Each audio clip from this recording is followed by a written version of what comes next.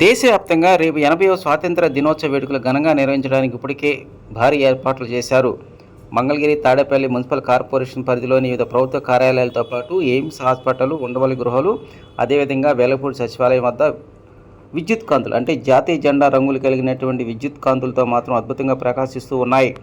వాస్తవానికి మంగళగిరి ప్రాంతంలో ఈ స్వాతంత్ర దినోత్సవ వేడుకలతో సంబంధం లేకుండానే ఇప్పుడు అంటే 1948వ సంవత్సరంలోనే అలనాటి స్వాతంత్ర పోరాట వీరులను స్మరించుకుంటూ వివిధ చోట్ల శిలాశాసనాలు ఏర్పాటు చేశారు. స్థానిక పాత మంగళగిరి సెంటర్లో బోస్వం సెంటర్ అనేటువంటి దానికి కూడా ఎంతో విశిష్టత ఉన్నది. అప్పటి స్వాతంత్ర పోరాటాన్ని గుర్తు చేస్తూ 1948వ సంవత్సరంలోనే అక్కడ సుభాష్ చంద్రబోస్ విగ్రహాన్ని ఏర్పాటు చేశారు.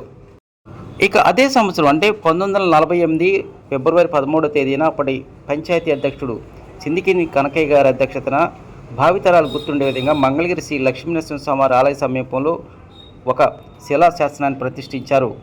బ్రిటిష్ పాలకుల నుంచి దేశానికి విముక్తి ఏ సంవత్సరము, ఏ నెల, ఎన్ని నిమిషాలకు, ఏ నక్షత్రాన విముక్తి కలిగించిందనే దాన్ని గుర్తు చేస్తూ, అదేవిధంగా దేశ స్వాతంత్రం కోసం ప్రాణాలు అర్పించినటువంటి అమరవీరులకు జేజేలు పలుకుతూ ఓ శిలాశాసనాన్ని ప్రతిష్ఠించారు.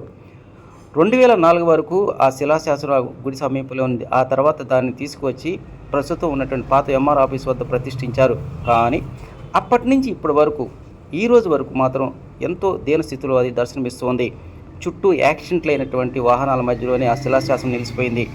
ఎంతో కాలంగా అధికారులు దాన్ని చూసినప్పటికీ దాని స్పందన లేదు. కనీసం దాన్ని ప్రత్యేకమైనటువంటి ఏర్పాట్లు కూడా చేయలేదు. రేపు స్వాతంత్ర దినోత్సవాన్ని పురస్కరించుకొని ఈసారైనా సరే దానికి సరైనటువంటి రక్షణ కల్పించాలని ఈ ప్రాంత ప్రజానీకం కోరుతూ ఉన్నారు.